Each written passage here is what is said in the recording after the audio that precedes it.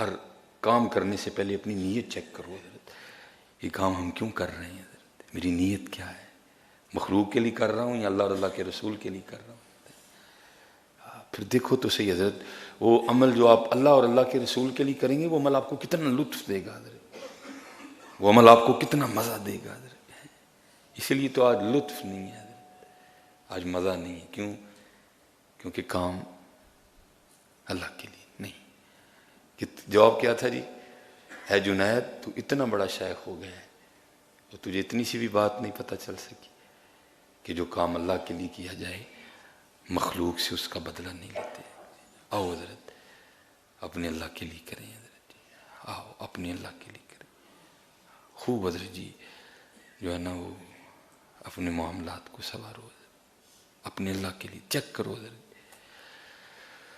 Check کرو حضرت جی اپنے آپ کو. اور میں جیسے کہتا ہوں صوفیاء وہ تو بہت باریک لوگ تھے حضرت. یہ ہمارے ایک بزرگ ہوئے، اتنا چھپایا خود کو، معیار تقویٰ تھا نا حضرت جی، اتنا چھپایا خود کو کہ کسی کو خبر نہیں کبھی ہونے دی، یہاں تک کہ آپ کی شریک حیات بھی آپ کے معاملات سے آگاہ نہیں ہو سکی.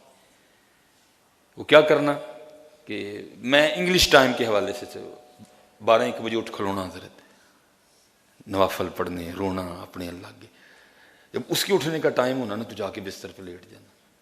ٹھیک ہے جی. وہ بی بی صاحبہ نے اٹھنا، آپ کو بھی ہلانا، ساتھ باتیں کرنی، اور ایڈی داڑھی رکھی ہے، ایڈی پگ بنی ہے، تو تہجد کو بھی نہیں اٹھتا کوئی بھی، آپ فجر کے لیے اٹھنا. اسے ایک دن کیا ہوا، وہ حضرت نا اپنے معمول کے مطابق اپنے آپ کو چھپائے اپنے یار سے. ہم کلام تھے حضرت، یار نہ گلاں ہون ڈیاں، تو وہ بی بی صاحبہ کی آنکھ کھل گئی تو وہ دیکھ کے حیران رہ گئی. تو وہ دیکھتی رہی، اتنی دیر میں حضرت کا وہ معاملہ ختم ہو گیا. آپ دعا کرنے لگ پڑے، یا اللہ میں چاہتا ہوں کہ تیرا میرا یہ جو تعلق ہے نا یہ تیری مخلوق پہ نہ کھلے، تو اس لیے میں پھر خود کو چھپا کے تھوڑی دیر جاگتا ہوں، پھر تھوڑی دیر سو جاتا ہوں. اگر یہ معاملہ نہ ہوتا تو میں ساری رات تیری بارگاہ میں کھڑا رہتا. تو یا اللہ تو یہ تھوڑا سا اپنی بارگاہ میں میرا کھڑا ہونا قبول کر لے. وہ بی بی صاحبہ نے سن لیا اور پیچھے والا بھی معاملہ جو ہے پتہ لگ گیا. او ہو، میں تو ان کو اتنی ملامت کرتی رہی تو معاملہ تو یہ نکلا ہے. تو وہ لکھا ہے کہ صبح جب اس نے حضرت کو کھانا دیا نا تو کھانا رکھ کے کہتی ہے آپ جتنا مرضی خود کو چھپائیں، رات کو میں نے دیکھ لیا. تو اس سے پوچھتے ہیں تو نے کیا دیکھا ہے؟ کہتی میں نے آپ کو نفل پڑھتے بھی دیکھا ہے، اور پھر جو دوران دعا آپ اللہ کی بارگاہ میں وہ جو عذر پیش کر رہے تھے نا، یا اللہ میں چاہتا ہوں کہ تیرا میرا معاملہ خفی رہے، چھپا رہے، اس لیے پھر تھوڑی دیر اٹھتا ہوں اور پھر جو ہے نا میں سو جاتا ہوں. اگر یہ معاملہ نہ ہوتا تو میں ساری رات تیری بارگاہ میں قیام کرتا. تو آپ جتنا مرضی خود کو چھپائیں، میں نے دیکھ لیا. تو کہتے ہیں کیا واقعتاً تو نے دیکھا ہے؟ وہ کہتی مجھے اللہ کی عزت و عظمت کی قسم. وہ لکھا اسی وقت ہاتھ بلند کر دیا، یا اللہ ان راز کھل گیا ہے، ان میں نو اپنے کول بلا لیں. لکھا وہیں روح کف سے انصری سے پرواز کر گئی. اتنا خلوص تھا ان لوگوں میں. یہ بہت بڑا معاملہ ہے، اتنا خلوص تھا ان لوگوں میں. آج حضرت جی خلوص کی بڑی کمی ہے. وہ اتنا جو ہے نا وہ اپنے معاملے کو چھپاتے تھے. آج خلوص کی بڑی کمی. نہیں دیکھو حضرت جی اپنے معاملے، اگر خیرات کر رہے ہو پھر دیکھو، اگر کوئی معاملہ کر رہے ہو پھر دیکھو، اور باوضو رہو سارے. جس کو یہ موقع میسر ہے آسان، باوضو رہو. اور پھر دوسرا کام کی کرنا ہے، پھر مان نہیں کرنا. یہ مان کرنا تو بے وضو رہو، مان نہیں کرنا. یہ خیال کبھی اپنے اندر نہ آنے دینا جی میں باوضو رہنا ہوا، میں تو ہر ویلے ذکر کرتا رہنا. بھائی پتہ نہیں تیرا قبول بھی ہے کہ نہیں قبول ہے. بڑا بڑا کٹھن راستہ ہے حضرت جی. بس دعا کیا کریں اللہ سے. اسی لیے تو حضرت جی بار بار ہے نا، دن میں ایک بار نہیں ہے، بار بار ہے اہدنا الصراط المستقیم، اہدنا الصراط المستقیم. لیکن حضرت جی اہدنا الصراط المستقیم کہتے ہوئے میری خود ہی نہیں توجہ اس جانب ہوتی ہے. حضرت میں تو اس طرح نماز پڑھتا ہوں جیسے عملہ پڑھ رہا ہوں، میں جیسے سبق سنا رہا ہوں، بس میں خود پہ طاری نہیں کرتا. حضرت یہ کیوں حضرت جی؟ یہ ہماری میں نہیں مر رہی، کیوں ہمارے زور نہیں ٹوٹ رہے؟ کیونکہ یہ جو ہتھوڑا ہے نا نماز میں بار بار اللہ اکبر، اللہ ہی بڑا ہے، میں ہتھوڑا مارتا ہی نہیں.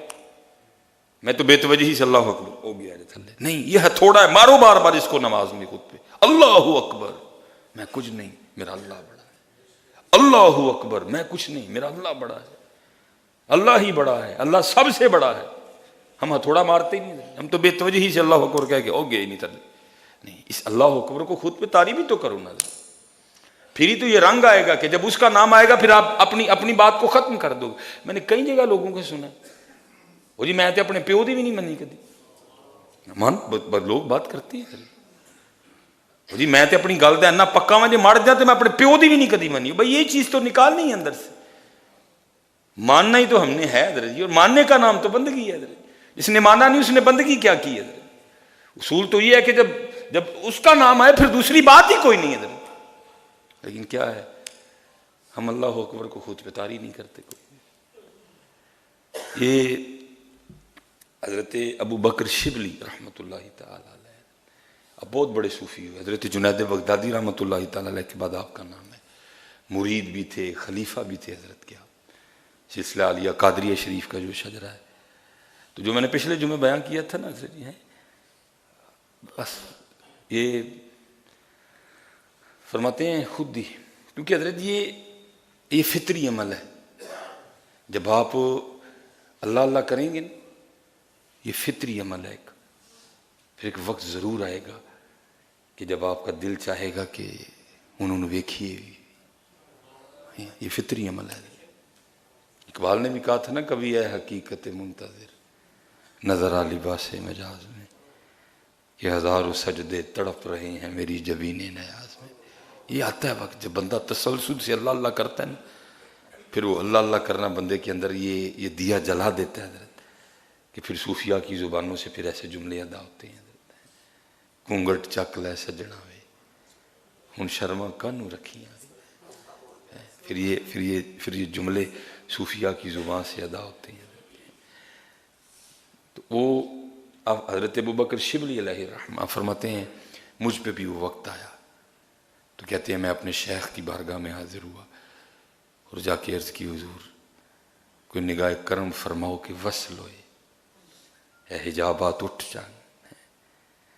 تو آپ فرماتے ہیں شیخ نے آگے سے سکوت اختیار کیا. اب ایسے مرید کہاں سے لائے ہیں؟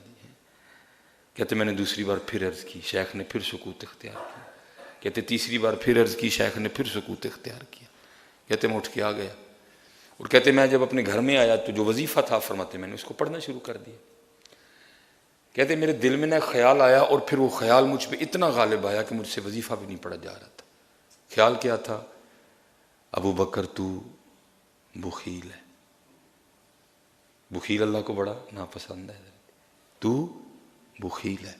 آپ فرماتے ہیں میں نے توجہ وظیفے کی جانب کی، لیکن آپ فرماتے ہیں خیال اتنا غالب آ گیا کہ مجھ سے وظیفہ ہی نہیں پڑھا گیا. آپ فرماتے ہیں میں نے تسبیح نیچے رکھی اور میں نے خود کو مخاطب کر کے کہا، ابو بکر اگر خیال آیا تو ایسے نہیں آیا، کوئی بات تو ہے تو خیال آیا نا. آپ فرماتے ہیں میں نے کہا چلو آج اپنا امتحان کرتے ہیں. وہ کس طرح کہ آج جو بھی مجھے غیب سے اللہ کی طرف سے آئے گا نا، میں اسی کو اللہ ہی کے راستے میں صدقہ کر دوں گا. ابھی پتہ چل جاتا ہے بخیل ہوں کہ سخی.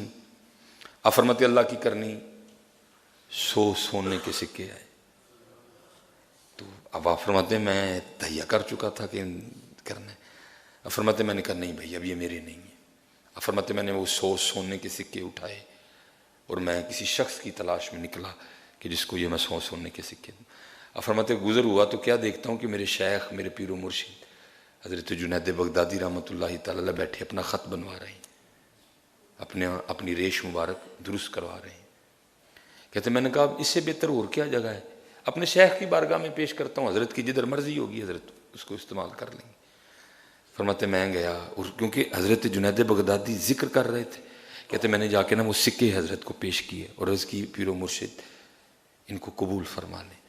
تو کہتے ہیں دیکھو کتنے بڑے لوگ تھے حضرت جی. کہتے آپ نے ذکر نہیں روکا، آپ نے نا آنکھ سے اشارہ کیا نائی دے دے. کہتے میرے دل میں خیال آیا وہ نائی کی اجرت تو ایک چاندی کا سکہ بنتی ہے، یہ 100 سونے کے سکے ہیں، اور حضرت فرما رہے ہیں کہ 100 سونے کے سکے نائی کو دے دے. لگتا ہے حضرت کو پتہ نہیں کہ یہ 100 سونے کے سکے ہیں. کہتے میں نے عرض کی حضور اس کی اجرت تو ایک چاندی کا سکہ ہے اور یہ 100 سونے کے سکے ہیں، اور آپ فرما رہے ہیں کہ اس کو 100 سونے کے سکے دے دو. تو فرماتے میری جان مسکرا کے فرمانے لگے ابو بکر اسی ایویں تو نہیں سی کیا کہ تو بخیل ہے، اسی ایویں تو نہیں سی کیا ہے کہ تو بخیل ہے، تو بھی سونے چاندی میں پھنسا ہوا ہے، اور کہتا ہے رب کی ملاقات اللہ سے ہو، تو بھی سونے چاندی میں الجھا۔